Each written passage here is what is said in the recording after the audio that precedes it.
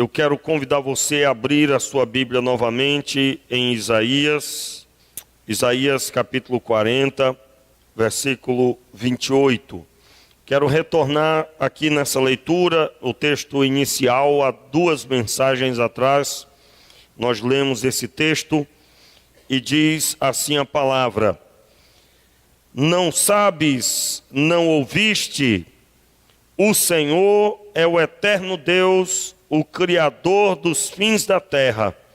Ele não se cansa nem se fatiga, e não há quem esquadrinhe o seu entendimento. Você pode repetir? O Senhor é o eterno Deus, o Criador dos confins da terra. Ele não se cansa nem se fatiga, não há quem esquadrinhe o seu entendimento. Logo em seguida, dá força ao cansado e multiplica o poder do que não tem nenhum vigor.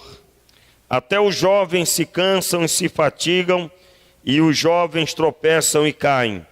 Mas os que esperam no Senhor, mais uma vez, mais forte, mas os que esperam no Senhor renovarão as suas forças, subirão com asas como águias, correrão e não se cansarão, caminharão e não se fatigarão. Vamos orar? Meu Pai, no nome de Jesus, receba as nossas vidas e ministra em nós, Senhor, o Teu projeto, o Teu sonho, de forma que saiamos daqui com mais uma porção da Tua palavra para edificação da nossa vida. Seja assim, meu Deus, no nome de Jesus. Amém. Nós ministramos aqui no começo falando que o primeiro passo para confiar em Deus e ter as forças renovadas, né? Nós estamos ministrando sobre o assunto como ter as forças renovadas. E você já ouviu que o Senhor tem interesse de que você cumpra bem o ciclo. Você voe com asas como águia, que você corra quando tiver que correr e que você caminhe e no final você tenha todo o vigor necessário para continuar a vida e a vida cristã. Mas o texto começa com a pergunta: não sabes, não ouvistes? E aí vem a resposta: o Senhor é o eterno Deus, o Criador dos confins da terra. Ele não se cansa nem se fatiga, e não há quem esquadrinhe o seu entendimento. Ou seja, tudo começa com conhecimento de Deus. E eu percebi no meu coração, da parte do Senhor, que hoje deveríamos abordar um pouco mais o conhecimento de Deus.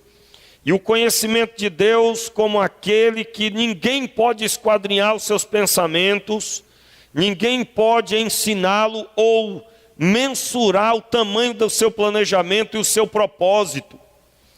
Você pode interpretar esse versículo lembrando de um outro texto bíblico. Quando o Salmo diz: Senhor, Tu sondas e conheces, sabes o meu deitar e o meu levantar. Quando o texto diz que o Senhor esquadrinha o nosso coração, ou seja, Ele sabe tudo o que se passa na nossa vida e o que nós temos dentro de nós. Deus pode esquadrinhar sim o nosso coração. Ele pode medir e saber exatamente o que tem dentro dele. Ele sabe o nosso deitar e levantar, Ele sabe o que pensamos e o que fazemos. Justamente, esse texto declara que ninguém pode esquadrinhar os seus pensamentos. Ou seja, ninguém conseguirá entender, e eu digo entender aqui não no sentido de alguém que quer crer, quer entender para poder crer, mas eu estou falando de uma imensidão, numa profundidade tão extraordinária, que a nossa capacidade humana não conseguiria alcançar a sua imensidão. Em outras palavras, estou citando isso para que você possa entender o que significa o versículo: o seu entendimento, não há quem esquadrinhe o seu entendimento. Imagine uma pessoa com uma ferramenta de medir, se aproximando do pensamento de Deus e medindo, ou seja, Deus pensa até aqui. Deus pode fazer até esta realidade. Isso não é possível. Ninguém pode fazer isso. Então, há aqui um ponto de interrogação.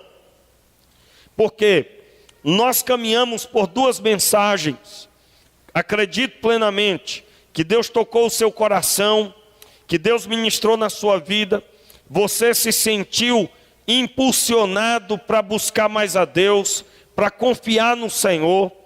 Mas eu gostaria de falar um pouco mais, pois abordei um pouco desse assunto no primeiro dia, quando nós falamos sobre essas duas perguntas aí no início. Não sabes, não ouvistes? Como que o profeta dizendo, este é o começo para quem precisa e quem quer confiar em Deus. Saber e ouvir. Então não há como, irmãos, pensarmos em confiar em Deus dizendo, eu vou confiar em Deus, eu vou confiar em Deus. Não, eu tenho que confiar em Deus, eu vou confiar em Deus. Não há como ser assim. Não é isso que Deus está esperando de nós. Não é isso, irmãos. Deus não está esperando de nós um esforço, a pessoa se esforçando. Não, hoje eu vou confiar em Deus. Isso não é o propósito do Senhor. Não é. Não é. Eu gostaria que você pensasse no confiar em Deus. Não é uma obra, capacidade humana, mas é uma obra de Deus. É Deus que vai te pegar no colo. É o Senhor que vai se revelar a você. Você vai saber e vai ouvir. Repito aqui o trecho. Não sabes, não ouvistes. Eu vou repetir. Em nome de Jesus, você vai saber, na sua experiência,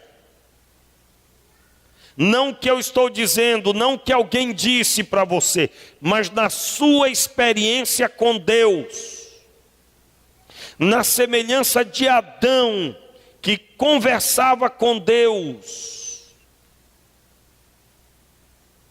você vai ter essa experiência. Diga amém, meu irmão, em nome de Jesus. A experiência de saber e de ouvir. E eu quero hoje caminhar um pouco com você sobre essas duas perguntas. Saber e ouvir. Pastor, já está aí a resposta. Pois é, meu irmão. Qual é a resposta do saber e ouvir? Saber que o Senhor é o eterno Deus. Primeira frase, certo? Vem uma vírgula. Depois, o Criador dos confins da terra. O Criador dos confins da terra. Você vai lembrar dessa frase já já. Então a primeira frase é: o Senhor é o eterno Deus. O Senhor é o eterno Deus. Lembra que eu citei aqui que eterno significa aquele que não teve princípio de dias. Senão seria infinito. Senão seria infinito. Deus não é infinito, irmãos. Ele é eterno. Então, para que eu confie no Senhor, o que significa confiar?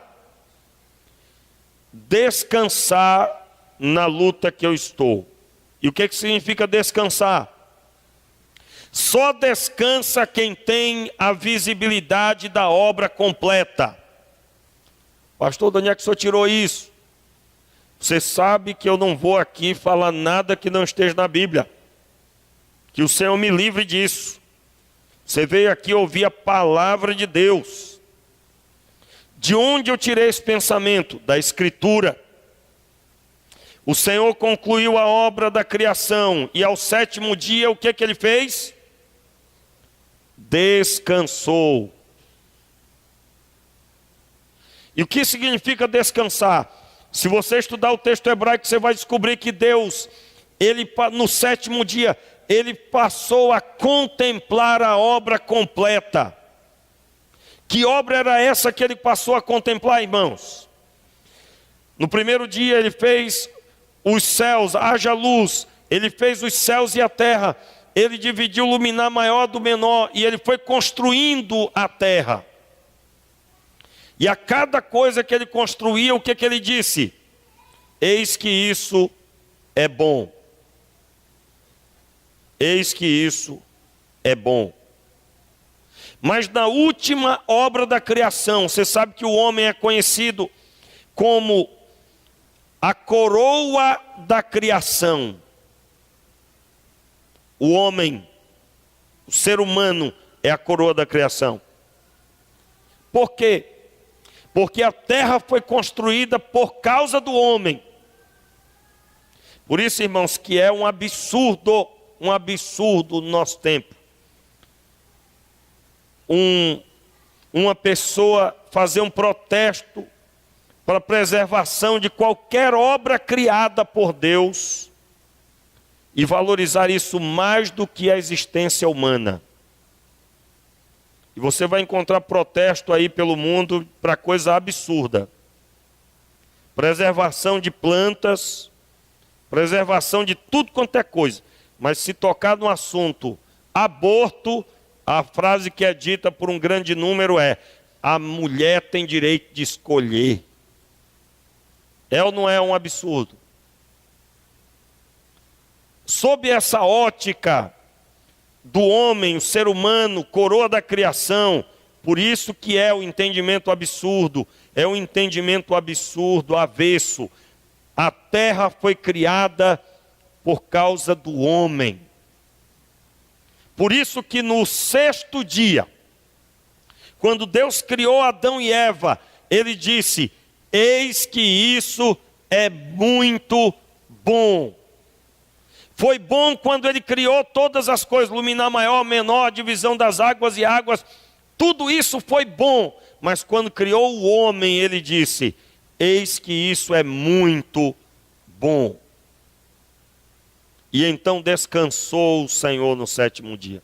E descansar é descansar na obra pronta. Descanso. Você pode ver o contrário disso, né? Fulano veio do trabalho, mas passou o final de semana em casa, mas está cansado. Por quê? Porque carrega na sua mente uma obra inacabada e lá no profundo ela tem entendimento de que ela está com a vida derrotada e que ainda que trabalhou muito, nada adiantou. E então a mente está tomada pelo cansaço e ela vai trabalhar segunda-feira cansada. Qual é a visão de Deus para nós? Quem descansa em Deus, irmãos? Quem descansa em Deus, quem confia, na verdade eu troquei as palavras, a tradução, existe uma tradução que os que esperam em Deus, se eu não me engano a corrigida e atualizada, os que esperam em Deus, lá está escrito os que confiam em Deus. Esperar e confiar é mesmo sinônimo para o texto hebraico. Por isso que eu estou utilizando confiar. Mas os que esperam, quem espera, na tradução, como eu já disse, certamente a corrigida e atualizada é os que confiam. Só confia quem está conectado, sabendo e tendo ouvido, sabendo que Ele é o Criador dos céus e da terra, sabendo que Ele é o único Senhor e o Criador dos confins da terra. A pessoa tem essa convicção de comunhão com Deus. Então ela consegue o quê? Descansar. Por quê? Porque Deus vai encher essa pessoa da capacidade de ver o que Ele vai fazer. Portanto, eu posso descansar. Eu vou repetir. A pessoa consegue descansar porque os seus olhos não estão no que está diante dos seus olhos, mas os seus olhos estão contemplando o que Deus vai fazer.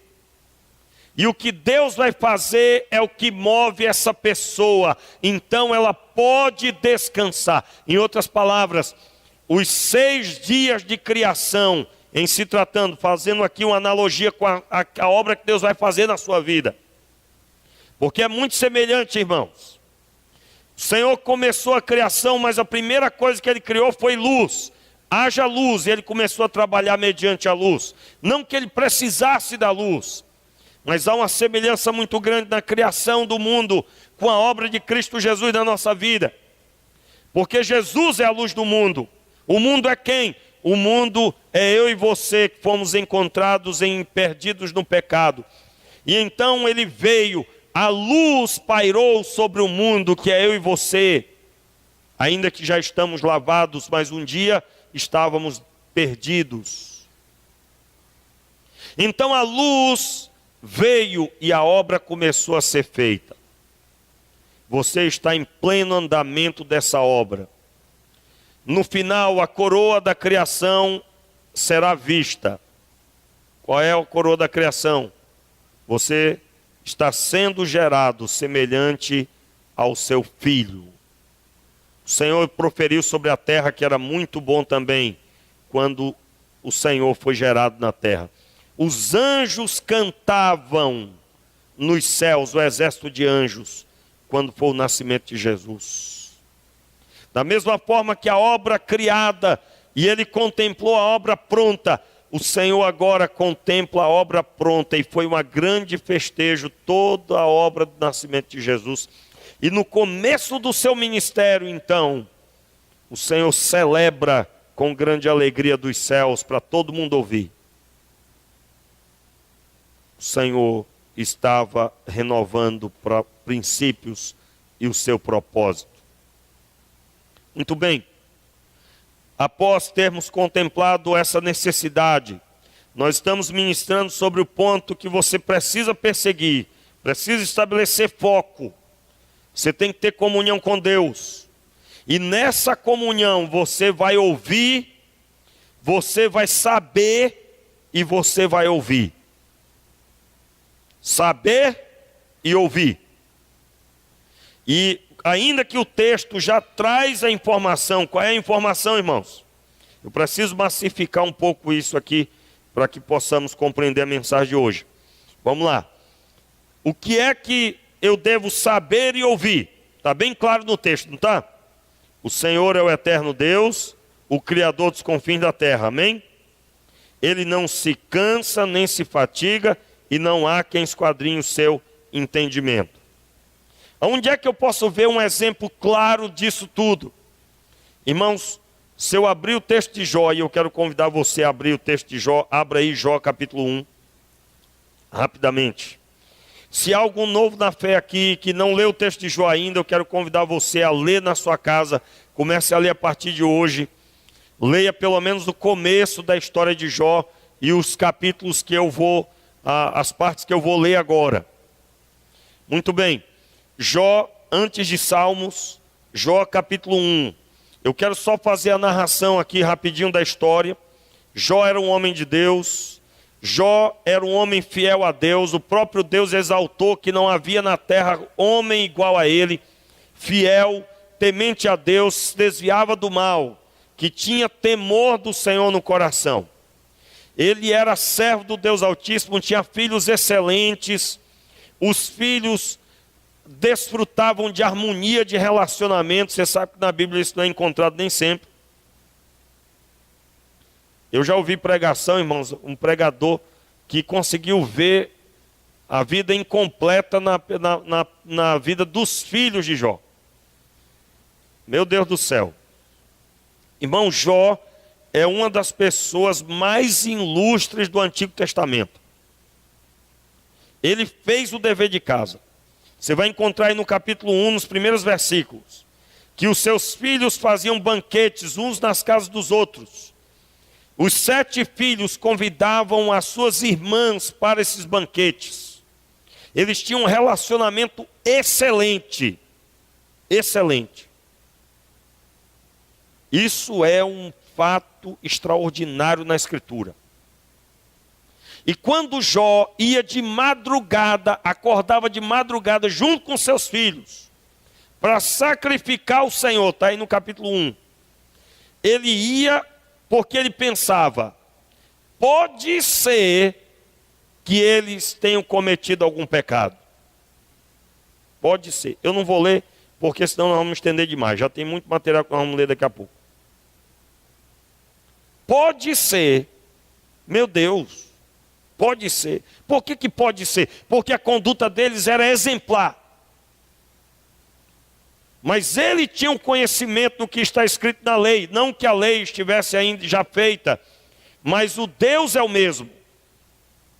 Ele tinha um conhecimento de que há uma capacidade de pecar e ninguém vê. Não contemplo, mas o pecado aconteceu. Pode ser que eles tenham cometido pecado em seu coração. Então eles sacrificavam ao Senhor. E o texto demonstra que os filhos estavam ali diante do sacrifício. Ele era sacerdote do seu lar. Já expliquei aqui sobre o fato de que as famílias, ainda que tinham seu matrimônio individualmente, os filhos tinham casado, mas permaneciam vivendo a vida em comum ao redor do nome da família. E é o que se entende também nesse texto. O Senhor exalta a pessoa de Jó. Jó capítulo 1, você já conhece a partir do verso 6. O Senhor declara que ele era um homem fiel. Não havia homem na terra tão rico como ele. Ele era o homem mais rico daquele momento. A riqueza não inflamava o seu coração para pecar. O próprio Deus declara que ele era fiel. Mas vem um dia, irmãos, que Deus permite o mal ir até Jó e destruir as coisas de Jó. Jó capítulo 2, capítulo 1, né, a metade do capítulo, ele perde tudo. Jó capítulo 2, ele agora fica doente, segunda etapa da sua provação, das suas lutas. E Jó, irmãos, ele fica doente, sem os filhos, todos os filhos morrem, a casa que eles estavam banqueteando, ela desaba, mata todo mundo. Ele perde tudo. E de repente ele está doente. Se você estudar os textos de Jó, você vai descobrir que certamente ele tinha uma doença semelhante ao câncer. E câncer de pele, em plena atividade da sua malignidade, do potencial de um câncer, na sua destruição de um câncer terminal. Ainda que ele, próprio Deus disse a Satanás, só não o mata. Você vai ler o texto, você vai continuar a leitura do capítulo 2, capítulo 3, capítulo 4, capítulo 5. Você vai encontrar que Jó ficou 7 dias calado. 7 dias. Ele recebe a visita de uns amigos, os amigos de Jó, e eles ficam 7 dias calados do lado dele, calado. É até um exemplo de aconselhamento, que tem hora que a dor é tão grande que é só a sua presença. Deixa até a orientação, irmãos. Você velório, né, por exemplo, a pessoa está lá enlutada, chorando. Fale nada não, só abraça e fique ali do lado. Você vai falar muito fazendo isso. Quantas coisas já vi, irmão, não quero nem saber. A pessoa vai querer usar a palavra, às vezes atrapalha. Uma das frases mais indevidas. Deus sabe. Tudo bem, meu irmão, mas ali é o momento de chorar. Mais tarde, dias depois, talvez uma semana ou duas, a própria pessoa vai dizer, Deus sabe. Mas a hora ali é de chorar. Tanto é que se você já disse isso, a pessoa não parou de chorar, parou? Você terminou de falar? Não. Claro que não.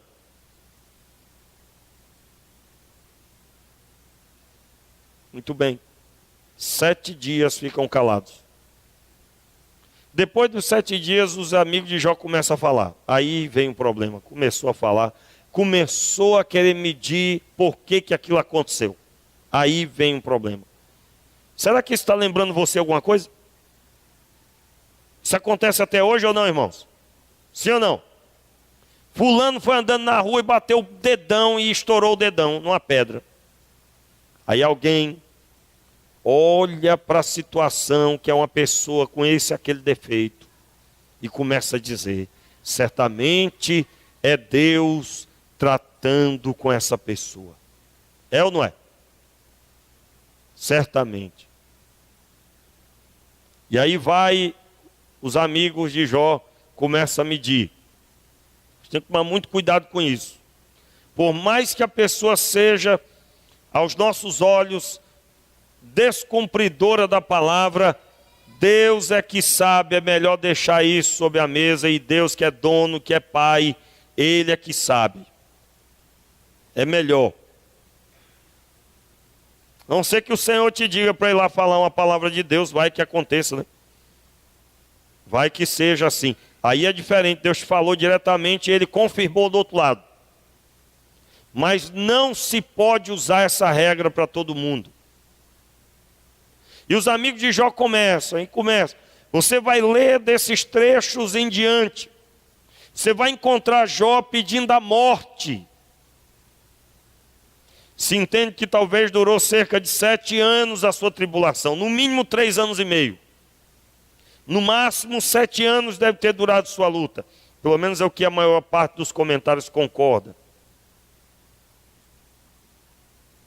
De repente, e alguém, né, quando lê, irmãos, tome muito cuidado. Quando você lê esse texto, você vai encontrar Jó dizendo: por que eu nasci?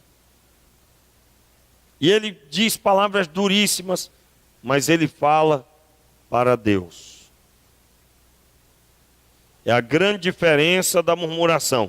A murmuração é a pessoa que já largou Deus, que está protestando contra Deus porque Deus fez isso.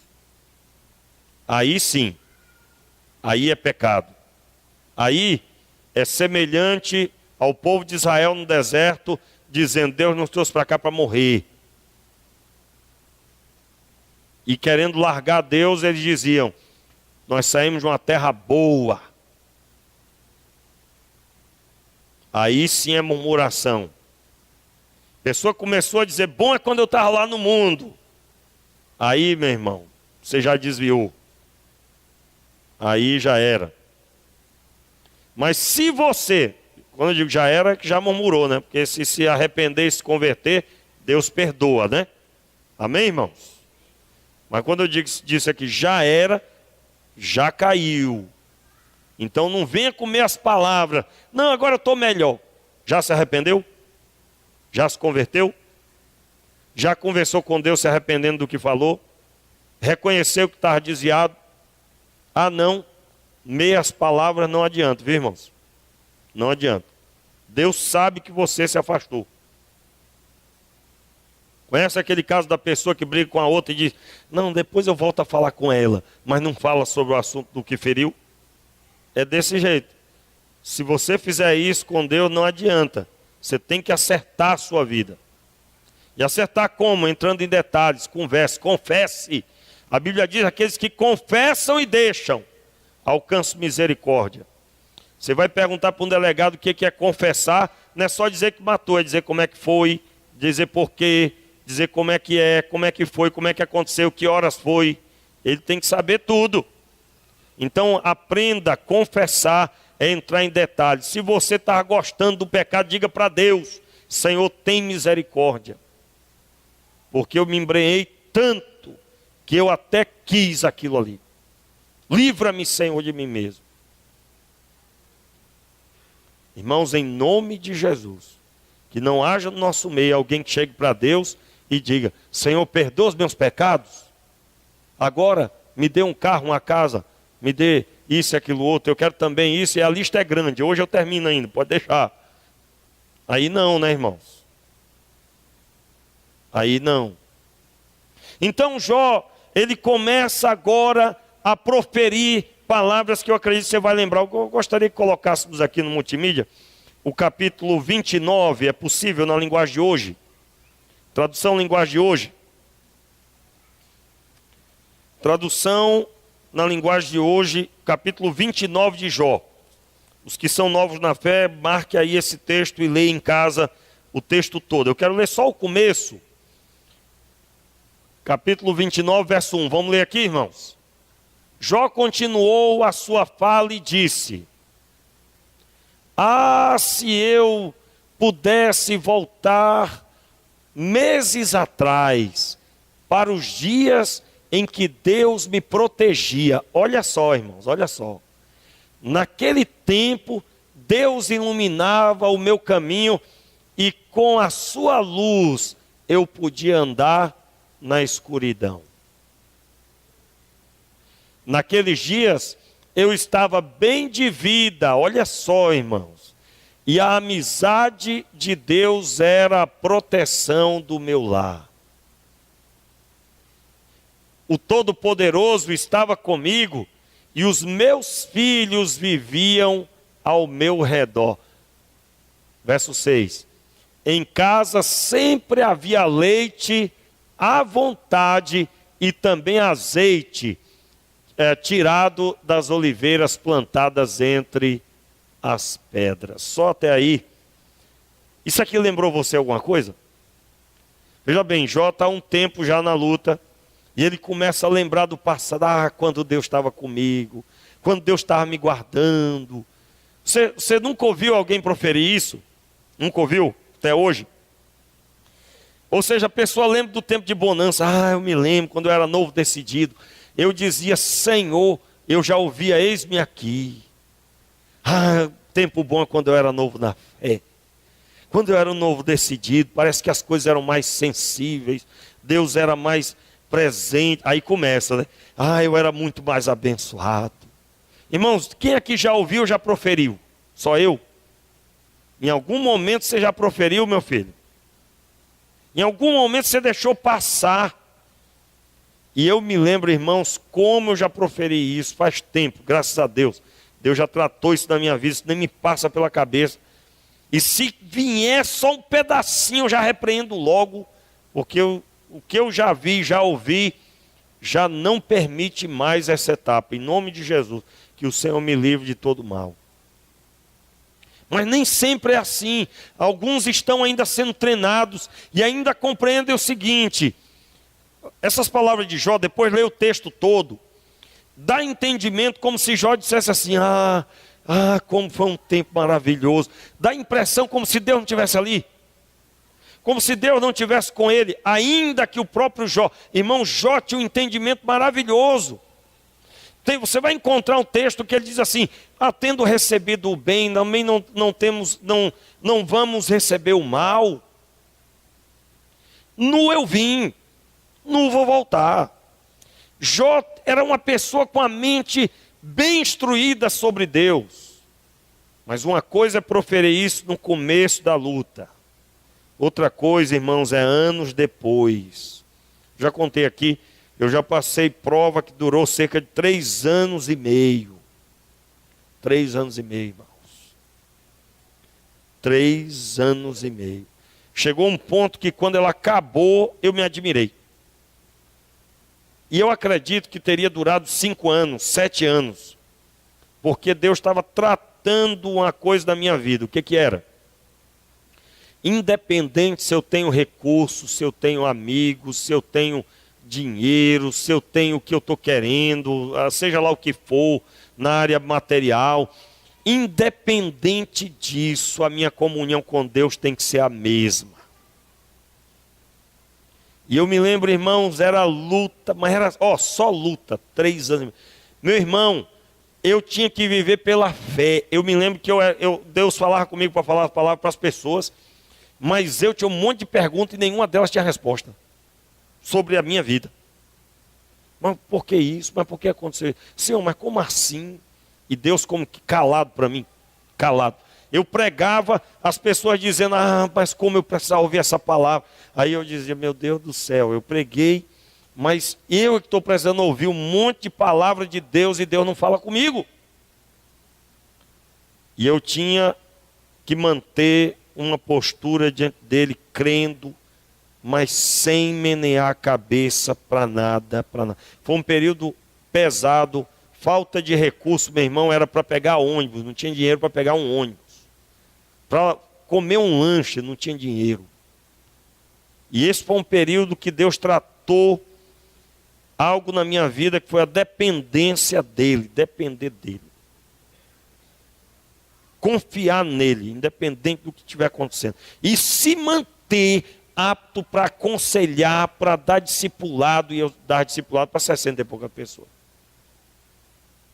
Com todas as lutas e tribulações. Os momentos mais difíceis, quando eu ia para minha casa, porque era o momento da zombaria. Era o momento que os meus familiares, as minhas irmãs, os meus irmãos zombavam de mim, meu irmão, mas zombava que você não tem ideia, nem queria saber. Foi um período de quebrantamento na minha vida. Eu não tinha nada, tinha construído um determinado patrimônio de trabalho, não tinha nada. O que me restou foi uma caixa de ferramenta, com ferramenta para fazer algumas pequenas coisas em casa. Dependência de Deus. Hoje eu sei, se Deus mandar assim, você vai dar isso aqui. Sim, senhor. Não tenho nenhuma dificuldade. Então eu não sei como é que está o nível de tratamento da sua vida. Aliás, irmãos, se você tem a visão de que você não pode, não deve passar por luta, porque senão Deus não está com você, você vai começar a proferir essas palavras de Jó. Não tem como Deus tratar a sua vida, você não vai compreender. Você ainda não cresceu o suficiente para entender que o que vale mais é o conhecimento de Deus. Que conhecimento? Não sabes, não ouvistes. E o que é que deveria saber e ouvir? Que o Senhor é o único Senhor. E que Ele é o Criador dos confins da terra. Aí Jó fala, irmãos. E aí agora, finalmente, ele vai ficando pequenino. E eu quero ler a partir do capítulo 38. Jó fala do capítulo 29 em diante. Tem muito material aí. Mas no capítulo 38, o título é: O Senhor Responde. Irmão, Jó listou problema de todo jeito. Ele foi profundo, ele é poético. E você lendo Jó, na sua tribulação, você se comove, você chora, você diz, meu Deus, é muito sofrimento, meu Deus do céu. Tem uma hora que ele diz assim, os meus ossos, a minha pele se grudou aos ossos, ele emagreceu tanto. O meu hálito, ele é inadequado para com a minha esposa. Ele fala, a minha esposa não me aguenta perto. Ele estava podre, irmãos. Tem um determinado trecho que ele diz, olha, o meu estômago se uniu às costas, de tão magro, de tão caído, quebrado e doente. Você imagina você ver uma pessoa com um caco de telha, se coçando, feridas que explodiam, né? Você imagina isso. Só de pensar, a pessoa sente mal. Imagine isso, anos de vida. Olha só, Deus responde. Olha o que Deus responde. Fique de pé aí no seu lugar e leia de pé, como se você estivesse ouvindo Deus falar com você. Depois disso, da tempestade, o Senhor deu a Jó a seguinte resposta: as suas palavras só mostram a sua ignorância. Quem é você para pôr em dúvida a minha sabedoria? Mostre agora que é valente e responda às perguntas que lhe vou fazer. Antes de ler, antes de passar aí, olhe para mim aqui um instante. O texto de Isaías diz, não sabes, não ouvistes. E o que está escrito lá? O Senhor é o único Senhor. Correto, irmãos? Está todo mundo comigo? Depois é dito o quê? O Senhor é o único Senhor, o Criador dos confins da terra. O que o profeta estava dizendo está aqui nesse texto. Vamos lá. Onde é que você estava quando criei o mundo? Se você é tão inteligente, explique isso. Você sabe quem resolveu qual seria o tamanho do mundo e quem foi que fez as medições? Em cima de que estão firmadas as colunas que sustentam a terra? Quem foi que assentou a pedra principal do alicerce do mundo? Na manhã da criação, as estrelas cantavam em coro e os servidores celestiais soltavam gritos de alegria. Quando o mar jorrou do ventre da terra, quem foi que fechou os portões para segurá-lo? Fui eu que cobri o mar com as nuvens e o envolvi com a escuridão. Marquei os seus limites e fechei com trancas as suas portas. E eu lhe disse: você chegará até este ponto e daqui não passará. As suas altas ondas pararão aqui. Jó, alguma vez na sua vida você ordenou que viesse a madrugada e assim começasse um novo dia? Você alguma vez mandou que a luz se espalhasse sobre a terra, sacudindo os perversos e os expulsando dos seus esconderijos? A luz do dia mostra as formas das montanhas e dos vales, como se fossem as dobras de um vestido ou as marcas, um sinete no barro. Esta luz é clara demais para os perversos e os impede de praticar a violência. Jó, você já visitou as nascentes do mar? Já passeou pelo profundo do oceano? Irmãos, qual é a sensação que você lê um texto desse? Com seus problemas. Qual é a sensação? A sensação é que eu não sei de nada. E aí vem o texto do profeta. O que o profeta disse, irmãos? Não sabes, não ouvistes? O Senhor é o único Senhor. Some esse texto agora. É como se eu estivesse lendo aquele texto, depois eu lesse esse para entender. Esse versículo especificamente, 16, ele vai trazer para nós: Jó, você já visitou as nascentes do mar? Já passeou pelo fundo do oceano? Depois 17.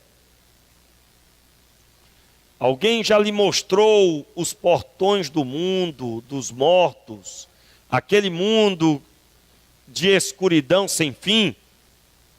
E Jó vai diminuindo, irmãos, ele vai diminuindo aqui.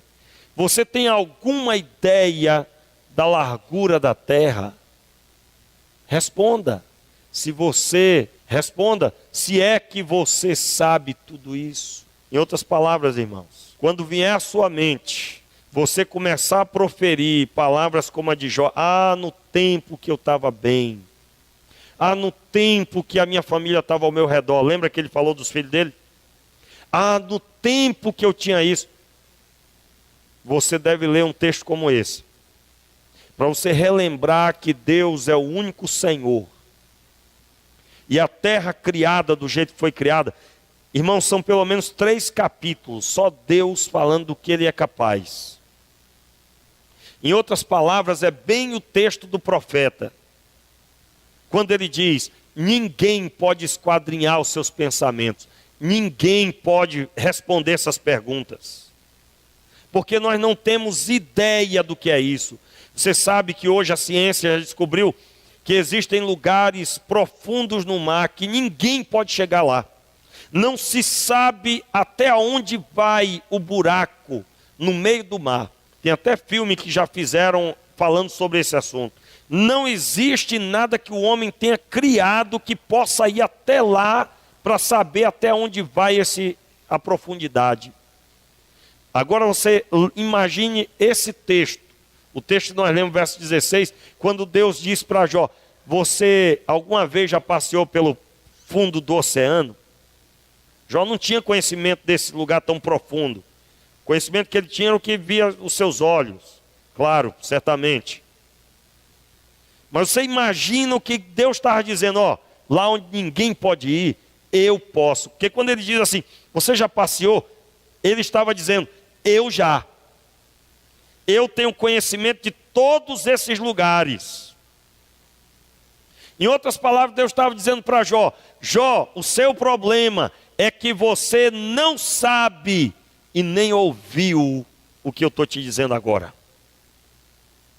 E aí vem o texto extraordinário. Por favor, irmão, se você puder, leia hoje, a partir de hoje, hoje à noite, a partir do capítulo 38, leia.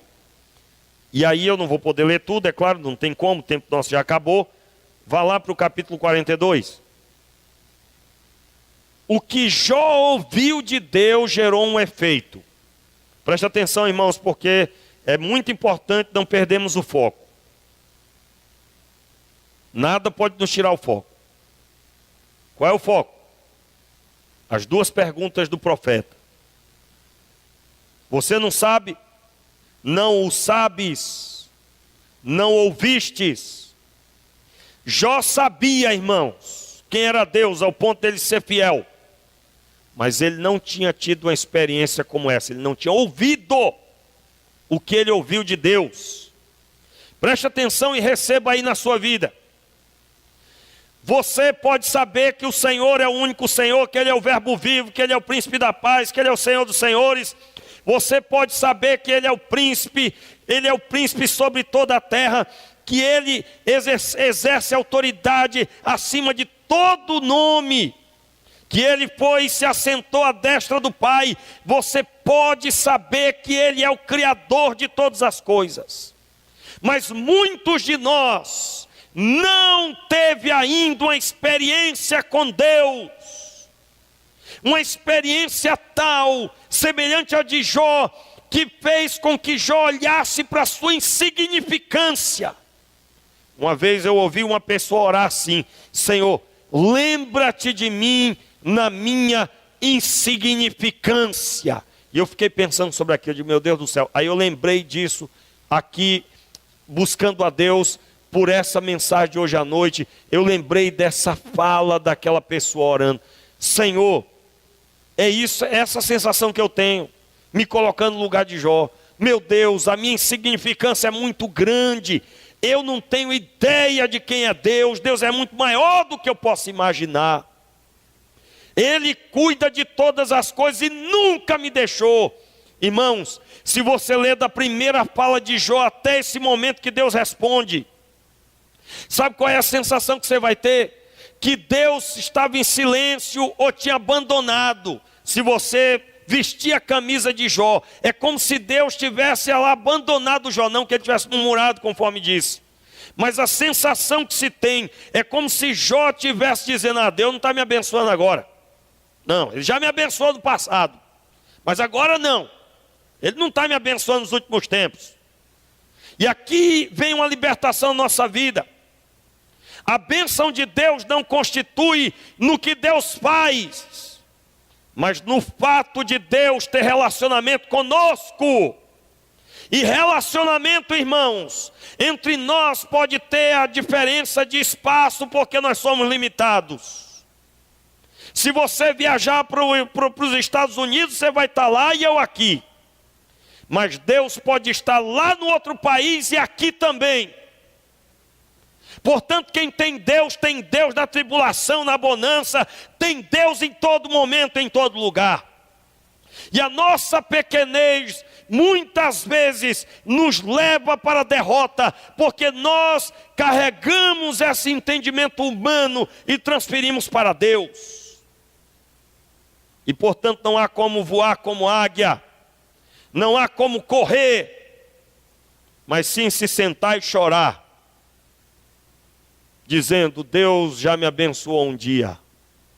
E aí vem o pastor pregar: você vai correr, vai caminhar e vai voar como águia. Aí como águia, com asas como águia. Aí a pessoa olha: é porque o senhor não sabe o que eu estou passando. É ou não é, irmão? Desculpa, mas chega, eu acredito que você está nessa sensação. Chega a ser engraçado. É isso não, irmãos. Na verdade é que nós podemos saber, mas só saber é uma parte. Nós temos que ouvir. Todos os homens de Deus na Bíblia, Eles foram pessoas que sabiam quem era Deus, mas tinham contato com Deus, ouviam da parte de Deus a sua voz. Se você não ouve a voz de Deus, e Deus quando vier falar com você, Ele vai falar o que você precisa ouvir. Não o que você quer, mas o que você precisa. O texto bíblico diz que Deus alcançou um efeito com a sua fala na vida de Jó. Jó 42, irmãos. Então respondeu Jó ao Senhor. O que ele respondeu? Olha o efeito aqui da voz de Deus na vida dele. Eu sei que tudo podes, nenhum dos teus planos pode ser impedido. Essa é a fala de quem espera em Deus. Quem sabe e ouviu, é com câncer, é com falta dos filhos, é com falta de bons amigos, é com falta de todas as coisas, de um relacionamento prazeroso no casamento, como era o caso de Jó. Você sabe que a marca da esposa, ela mandou ele se matar, irmãos. Amaldiçoa o teu Deus e morre. É tendo ausência de apoio, mas proferindo que os planos de Deus não podem ser frustrados. Meus irmãos, eu prego aqui hoje à noite, falo aqui o que Deus colocou no meu coração para dizer para você. O Senhor quer gerar uma maturidade na sua vida, de forma que você vai observar a genuína visão que Deus tem para você, e não é o seu mundo e seus problemas. Os nossos problemas Ele prometeu que vai resolver no estalar de dedo. E muitos de nós continuam falando com Deus sobre a doença que ainda tem, como era o caso de Jó. Muitos de nós estão relembrando o passado de alegria, quando na verdade deveria estar ungido e abençoado, declarando: isso que eu estou passando é só uma chuva, daqui a pouco vai raiar o sol sobre a minha vida. Eu sei que os teus planos não podem ser frustrados. Verso 3, quem é aquele? Perguntaste, quem é aquele, perguntaste, que sem conhecimento encobre o conselho? Certamente falei o que não entendia. Coisa maravilhosa demais para mim, e que eu não compreendia. Eu retorno, irmãos, na palavra do profeta. O que o profeta diz? Não sabes, não ouvistes.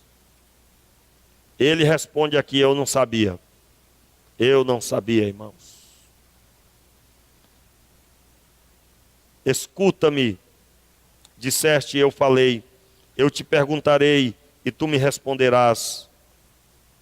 Com os ouvidos eu ouvia falar de ti, mas agora te veem os meus olhos. Irmãos, Jó proferiu isso já tendo sido abençoado? Sim ou não? Sim ou não? Sim ou não? Não. Não. Jó não tinha recebido uma cabrinha, nem um pedaço de carne, nem 1 quilo. Jó não tinha recebido nada. E aqui, irmãos, eu vou ler logo porque certamente sua cabeça agora deve ter virado, né? Quando se lê esse texto, não sei se você já percebeu. A impressão que eu tenho é que Deus agora mesmo mandou um caminhão cheio de comida para Jó. Deus já restaurou todos os bens de Jó. O versículo 7. Acabando o Senhor de dizer a Jó estas coisas, disse, ele faz. Aí Deus começa a falar sobre uma palavra, né, de repreensão para os amigos de Jó. Aí lá na frente, versículo 10. Não, vamos ler o verso 9 também. Então foram Elifaz, o Temanita, Bildade, o Suíta, Isofar, Manatita, e fizeram como o Senhor lhe ordenou, E o Senhor aceitou a oração de Jó. Deus tinha acabado de dizer no versículo anterior que era para Jó orar por eles, que eles seriam abençoados, perdoados. Deus aceitou a oração de Jó. No verso 10, o que está escrito? Mudou o Senhor a sorte de Jó, quando este orava pelos seus amigos. E deu o Senhor a Jó o dobro de tudo que antes possuía. Isso é ler o resto. Em outras palavras, querido, Deus quer gerar em nós uma maturidade não após receber a bênção. E aqui, irmãos, é muito forte isso. Isso é muito forte. Porque nós estamos acostumados, na maioria das vezes, a hoje, num culto como esse, dizendo, pastor, eu quero dar um testemunho. Porque eu estou muito feliz. É ou não é? Deus me abençoou. Aí a pessoa quer contar. Irmãos, eu achava que eu já tinha visto alguma coisa, mas agora que eu vi mesmo. Aí começa. É ou não é? Não é o comum? Não é o comum? Pode depois ler o texto quantas vezes você quiser. Jó falou as palavras, antes meus ouvidos ouviam, agora meus olhos te veem. Jó declarou que os planos de Deus não podem ser frustrados. Ele não tinha sido abençoado com o dobro de tudo. Mas ele já tinha tido comunhão com Deus e isso tinha gerado na vida dele a restauração da fé. Irmãos, em nome de Jesus, a obra que Deus está gerando na sua vida é uma obra que vai gerar você ser inabalável. Você não vai proferir que os planos de Deus não podem ser frustrados depois de receber uma bênção. Você vai proferir antes. E a bênção vem porque você valoriza, em primeiro lugar, os olhos de Deus sobre a sua vida.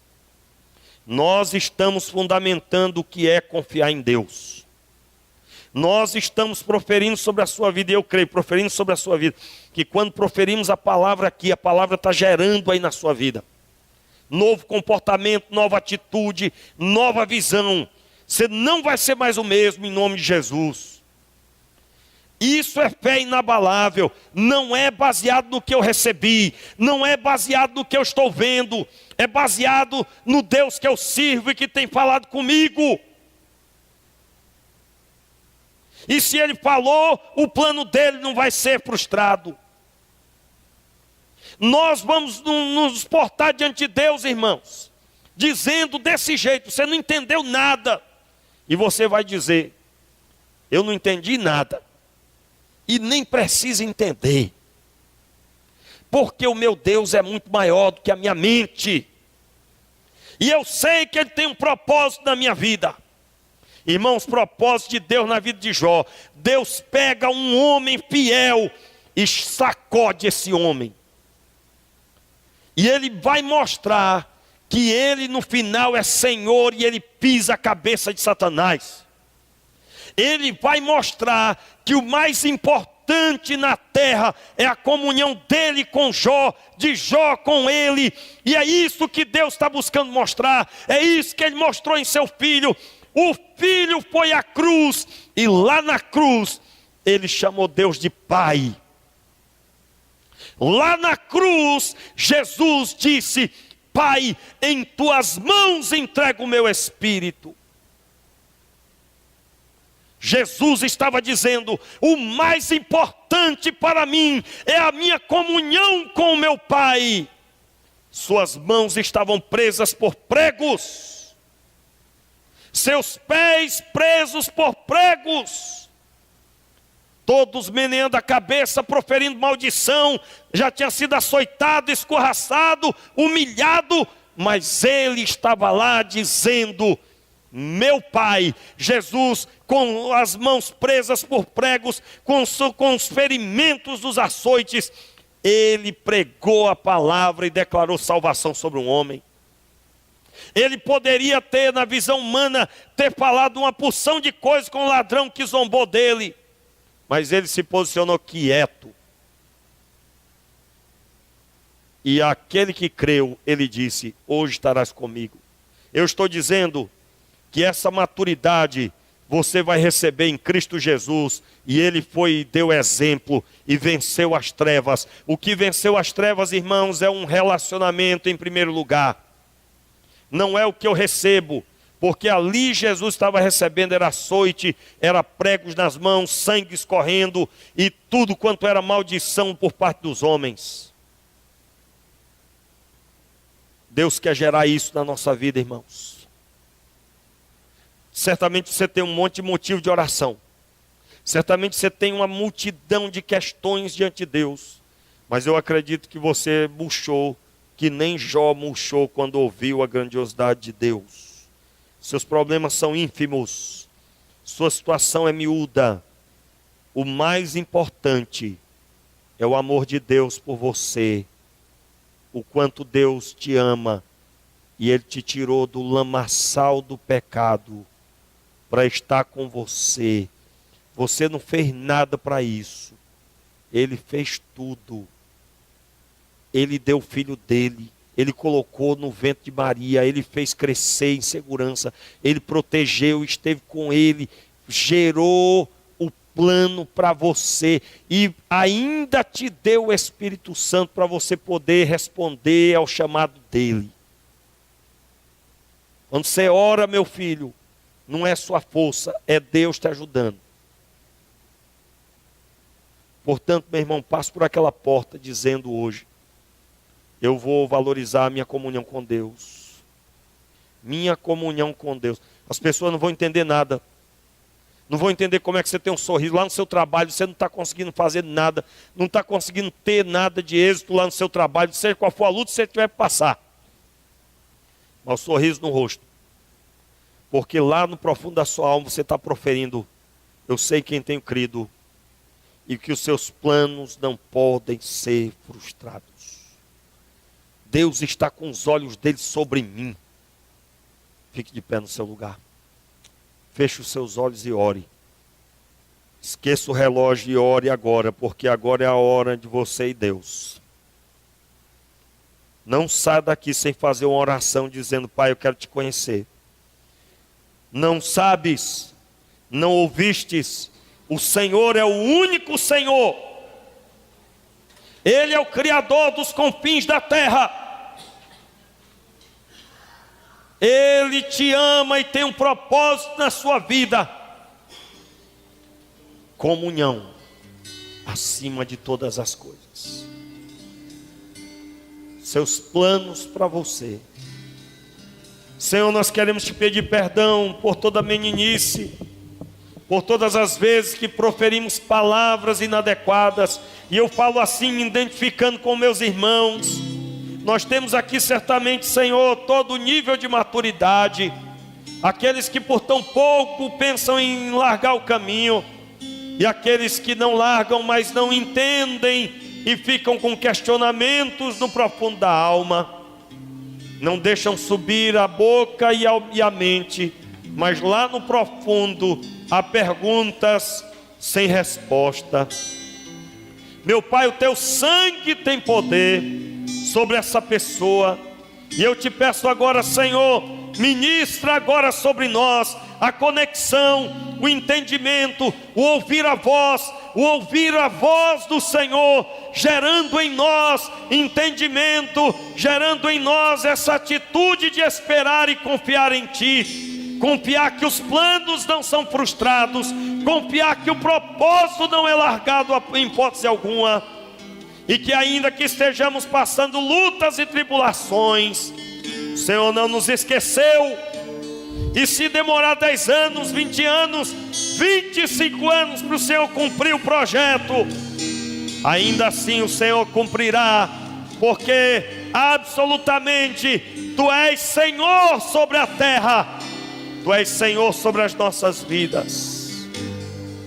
Meu Pai, queremos renunciar ao eu, queremos renunciar a toda a carnalidade, todo pensamento humano, e queremos declarar, Senhor, no nome de Jesus, nossas vidas diante de Ti. Sabemos que os Teus planos não podem ser frustrados. Eu quero declarar sobre a sua vida o Senhor gerando novidade, o Senhor ungindo o seu coração, o Senhor ministrando na tua vida um novo tempo, estrutura de Deus sendo gerada aí. Você vai conseguir erguer sua cabeça, você não vai determinar o fim, porque o fim vem somente por parte do Senhor. É o Senhor que determina quando é o fim.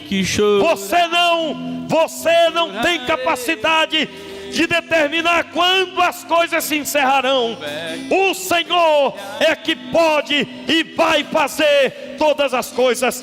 Em nome de Jesus, seja sobre a tua casa agora o sopro do Espírito, a mão do Senhor restabelecendo, renovando, em nome de Jesus. Receba agora, receba aí, em nome de Jesus, a novidade de Deus, o entendimento das coisas do Senhor. O Senhor toma nas tuas mãos e Ele vai passear contigo, e Ele vai se mover em ti e através de ti nessa terra. Em nome de Jesus, eu quero declarar sobre a sua vida, na unção do Senhor, o que Deus tem para você, meu irmão, é muito maior do que você já pensou e já teve a capacidade de alcançar. Deus te ama e Ele não abre mão da sua vida, Ele não abre mão de você. Em nome de Jesus, foi com preço caro, preço de sangue, que Ele comprou a sua vida para se relacionar com Ele, para se relacionar. Em nome de Jesus. Oh Deus, oh Senhor vivo, único e verdadeiro. Oh Senhor, tem misericórdia, nos abençoa, Senhor, com o fortalecimento da nossa estrutura, de forma, Senhor, que sejamos conforme o teu sonho. Receba aí, meu irmão, em nome de Jesus. Em nome de Jesus. Você que está dando passos de fé, levante sua mão aí onde você estiver também junto agora. E nós vamos fazer essa oração, abençoando a sua vida. Nós estamos na presença de Deus, e é na presença dEle que somos abençoados. Deus é Senhor sobre a tua vida, meu irmão. Ele contempla a tua realidade. Em nome de Jesus, em nome de Jesus, seja agora um novo tempo, seja agora a realidade de Deus implantada no teu coração. Você vai chegar na sua casa diferente, porque o Senhor tem comunhão com você. O Senhor tem comunhão com você, meu irmão, em nome de Jesus. E a comunhão que você tem com Ele é fruto disso. Em nome de Jesus. Aleluia.